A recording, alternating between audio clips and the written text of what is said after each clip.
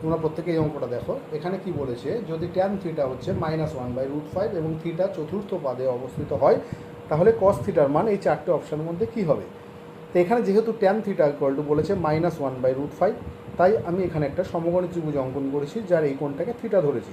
তাহলে এই ত্রিভুজটার ক্ষেত্রে ট্যান থিটা যেহেতু 1/√5 আছে, তাহলে 1টাকে লম্ব ধরলাম আর √5টাকে ভূমি ধরলাম। ঠিক আছে, যেহেতু বাহুর দৈর্ঘ্য কখনো নেগেটিভ হয় না, তাই এখান থেকে কিন্তু কোনো নেগেটিভ মান নেব না, এখানে দুটোই পজিটিভ ধরবো। নেগেটিভ এই কারণে দিয়েছে কারণ এখানে থিটা চতুর্থ পাদে বলেছে, চতুর্থ পাদে ট্যানের মান নেগেটিভ হয়। তো এখানে পিথাগোরাসের সূত্র তোমরা অ্যাপ্লাই করো, তাহলে অতিভুজ পেয়ে যাবে।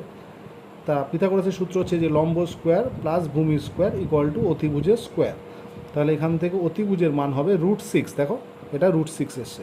এবার কস থিটা মানে আমরা জানি, যেহেতু কস থিটা মান বার করতে বলেছে, সেটা হচ্ছে ভূমি বাই অতিভুজ।